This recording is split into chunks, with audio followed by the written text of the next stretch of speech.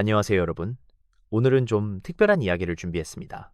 2025년 한국 영화계는 12년 만에 처음으로 1000만 관객 영화가 단 한 편도 나오지 않는 초유의 사태를 겪었습니다. OTT가 일상이 되면서 이제 극장 시대는 끝난 것 아니냐는 말이 나올 정도였죠. 그런데 2026년 2월 한 편의 사극 영화가 이 모든 분위기를 단숨에 뒤집어 버렸습니다. 바로 장항준 감독, 유해진, 박지훈, 주연의 영화 왕과 사는 남자입니다. 흔히 왕사남이라고 줄여서 부르죠. 참고로 2005년 이준익 감독의 왕의 남자와는 완전히 다른 영화입니다. 이 영화가 개봉 한 달 만에 1000만을 눈앞에 두면서 극장가뿐 아니라 강원도 영월, 경북 문경 같은 촬영지의 지역 경제까지 뒤흔들고 있는데요. 오늘은 이 영화의 흥행 데이터를 낱낱이 분석하고 그로 인한 문화적, 경제적 파급 효과가 어디까지 번지고 있는지 숫자로 살펴보겠습니다. 먼저 영화 이야기부터 간단히 하겠습니다. 왕과 사는 남자는 1457년 왕위에서 쫓겨나 강원도 영월 청룡포로 유배된 단종, 극중 이름 이용희를 박지훈 배우가 연기하고 유배지 마을의 촌장 어몽도를 유해진 배우가 연기합니다. 여기에 유지태, 김민, 전미도, 이준혁 등 탄탄한 조연진이 함께하죠. 이 영화의 핵심은 왕과 백성의 관계입니다. 권력의 정점에서 떨어진 소년 왕이 유배지에서 소박한 사람들을 만나면서 처음으로 진짜 사람 사이에 교감을 경험하는 이야기입니다. 자극적인 액션이나 스펙터클 없이 인간적인 따뜻함과 슬픔만으로 관객의 마음을 사로잡은 것이 특징이에요. 관객들 사이에서는 관객으로 들어가 백성으로 나온다는 입소문이 퍼졌고 가족 단위 관람이 폭발적으로 늘었습니다. 제작비는 순제작비 기준 약 109억 원입니다. 사극 장르치고는 비교적 합리적인 규모죠. 배급은 쇼박스가 맡았고 제작은 SLL 레이블 산하 BA 엔터테인먼트와 신생 제작사 온다웍스가 공동으로 했습니다. 손익분기점은 약 260만 명으로 알려져 있는데 이 수치를 설날 당일인 2월 17일 개봉 13일 만에 돌파했습니다. 그 이후로는 말 그대로 순위 구간으로 질주하고 있는 겁니다. 자, 이제 숫자로 들어가 보겠습니다. 오늘 3월 6일 기준 왕과 사는 남자의 누적 관객은 약 978만 명, 누적 매출액은 약 940억 원입니다. 이번 주말이면 1000만 관객 돌파가 확실시되는 상황이에요. 1000만을 돌파하면 외화 포함 역대 34번째, 한국 영화로는 25번째 1000만 영화가 됩니다. 주차별로 보면 흥행 곡선이 정말 독특합니다. 보통 영화는 개봉 첫 주에 정점을 찍고 2주차부터 급격히 내려가는데 이 영화는 반대예요.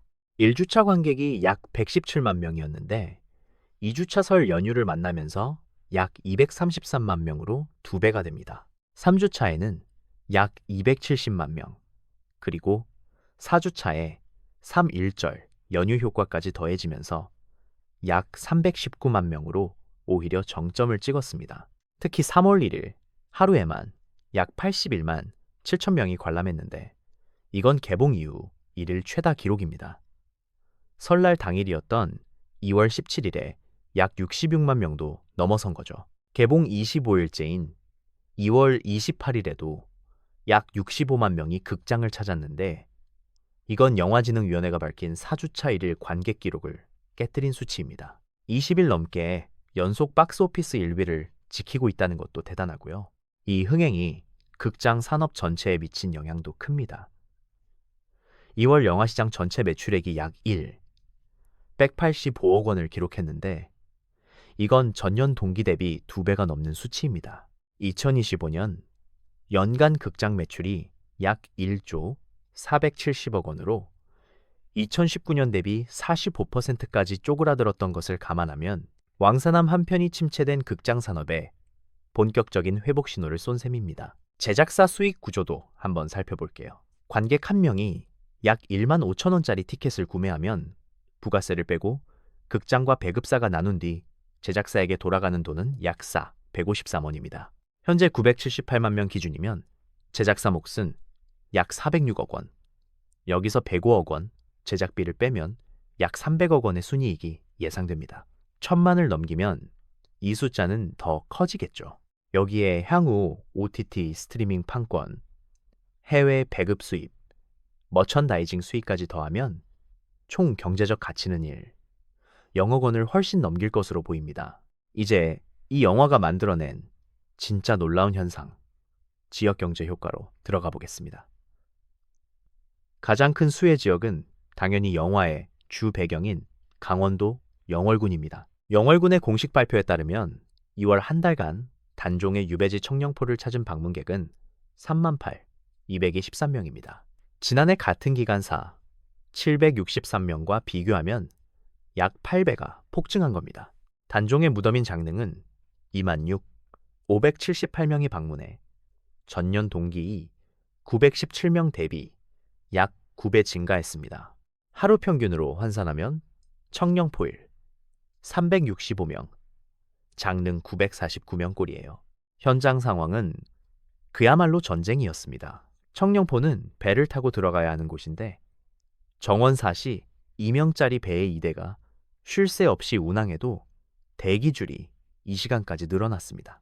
2월 28일과 3월 1일에는 오후 사시 이후 도착하는 관광객의 입장을 아예 제한하는 공지까지 나왔고요. 3일절 연휴 사흘간만 청령포와 장릉에 각각 약 1만 5천 명, 1만 1,500명이 몰렸습니다.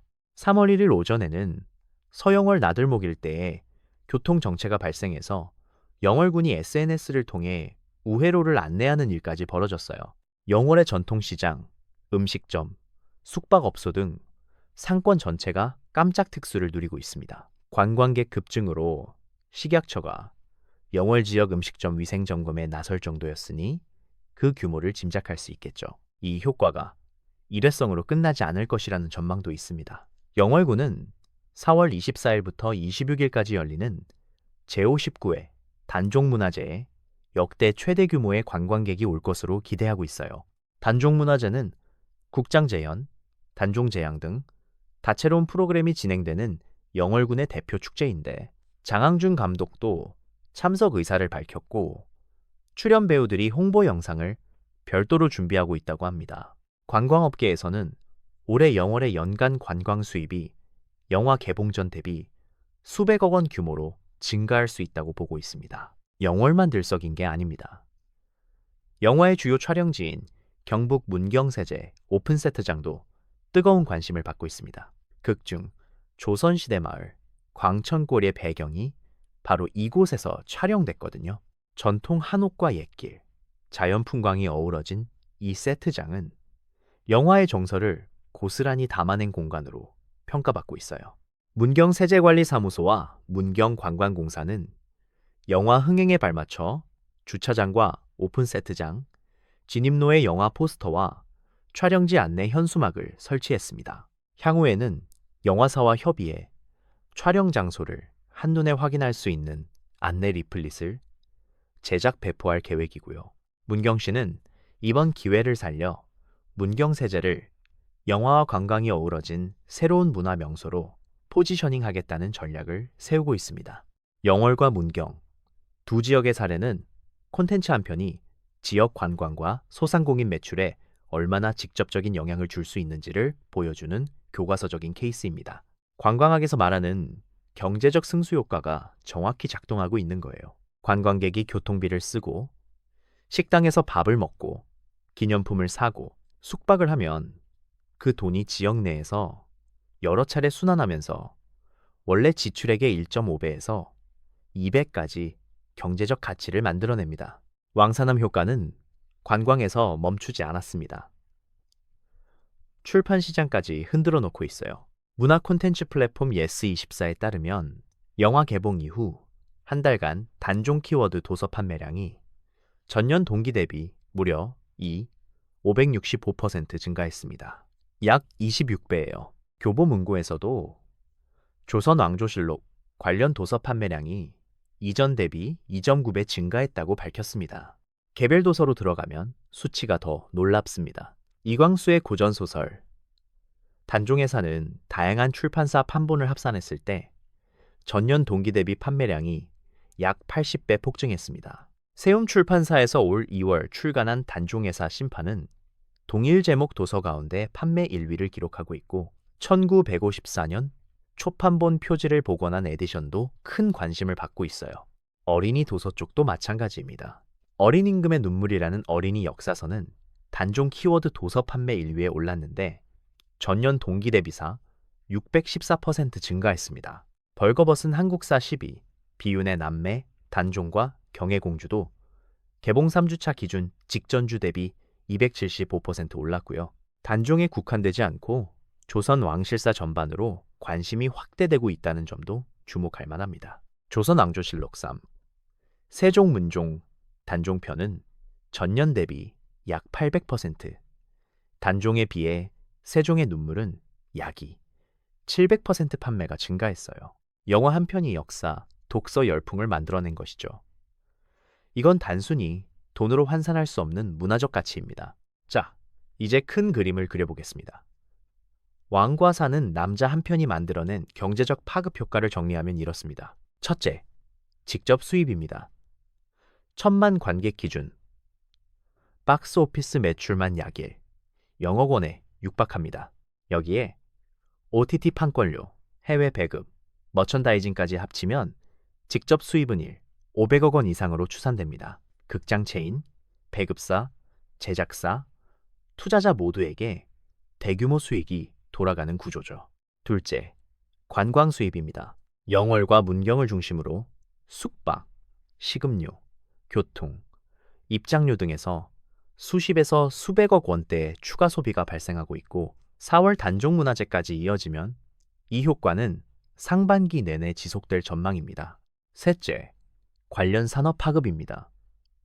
출판 시장에서 수십 배의 판매 증가가 일어났고 영월 지역 전통시장과 소상공인에게 직접적인 매출 증대가 이루어지고 있습니다. 문경의 경우 오픈 세트장을 거점으로 한 장기적 관광 인프라 구축까지 계획하고 있어요. 이 모든 걸 종합하면 영화 한 편의 총 경제적 파급 효과는 보수적으로 잡아도 수천억 원 규모가 됩니다.